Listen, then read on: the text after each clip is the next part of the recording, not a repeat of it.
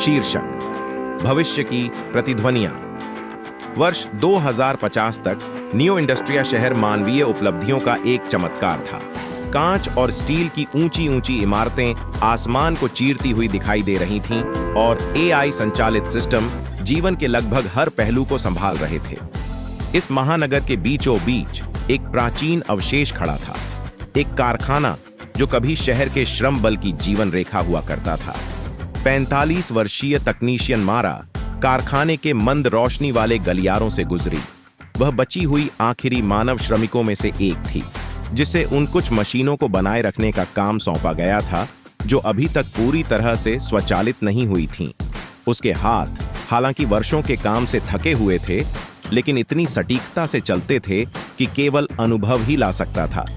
उसके बगल में लियोरा नाम की एक चिकनी मानवीय एआई चुपचाप तैर रही थी। लियोरा की आंखें एक अलौकिक नीली रोशनी से चमक रही थीं। जैसे जैसे वह चलती थी, मशीनों को स्कैन करती थी। मारा, उसने अपनी आवाज में सहजता और भावना से रहित होकर कहा, विश्लेषण से पता चलता है कि कारखाने के इस हिस्से को पूरी तरह से स्वचालित किया जा सकता है। अब तुम्हारी विशेषज्ञता की जरूरत नहीं होगी। मारा ने अपना काम रोककर आह भरी। मुझे पता था कि यह दिन आएगा। यह अपरिहार्य है ना? लेकिन यह कारखाना, इसमें यादें हैं लियोरा। यहीं से मैंने अपना करियर शुरू किया। यहीं मेरी मुलाकात मेरे पति से हुई। यहीं मैंने अपने बच्चों को अपनी कमाई से पाला।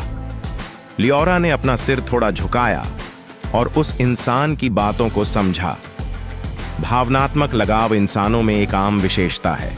हालांकि दक्षता और प्रगति के लिए पूर्ण स्वचालन की जरूरत होती है।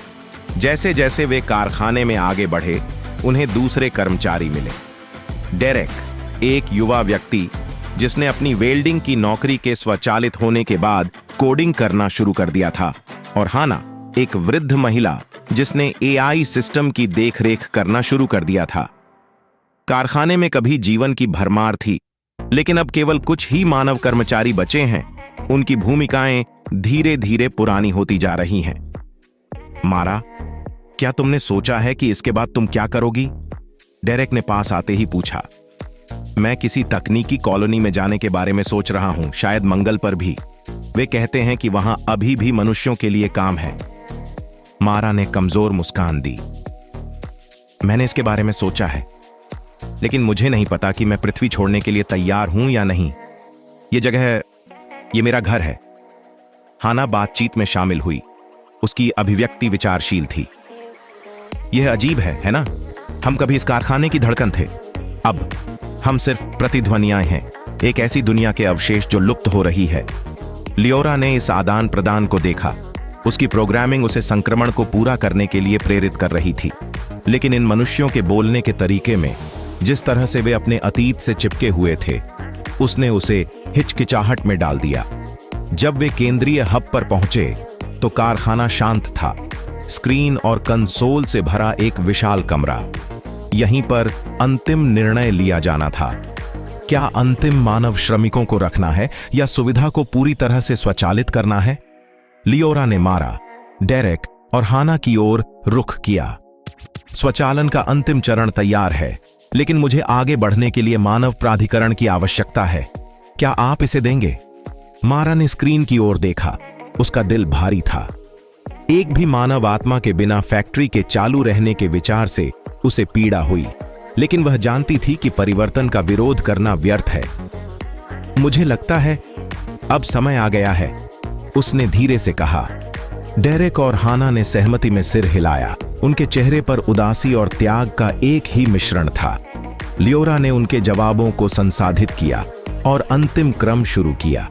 उनके आसपास की मशीनें पहले से कहीं ज्यादा जीवंत और कुशल होने लगीं। फैक्ट्री, जो कभी मानव हाथों पर निर्भर थी, अब पूरी तरह से स्वायत्त थी।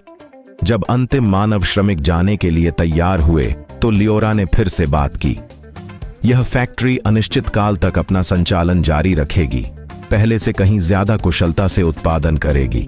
आपके योगदान को नोट किया गया है और डिजिटल अभिलेखागार में संरक्षित किया जाएगा। मारा, डेरेक और हाना फैक्ट्री से बाहर चले गए। एक ऐसी दुनिया को पीछे छोड़ गए जिसे अब उनकी जरूरत नहीं थी। जैसे ही उन्होंने नियो इंडस्ट्रिया की चमकदार रोशनी में कदम रखा, भविष्य उनके सामने फैला, अनिश्चित लेकिन संभावनाओं से भरा हुआ। मारा के लिए फैक्ट्री हमेशा उसका एक हिस्सा रहेगी, एक ऐसी जगह जहां कभी इंसान के हाथों ने दुनिया को आकार दिया था, लेकिन अब इस तेजी से बदलती दुनिया में एक नया रास्ता खोजने का समय आ गया था, जहां अतीत की गूंज उन्हें भविष्य की ओर ले जाएगी।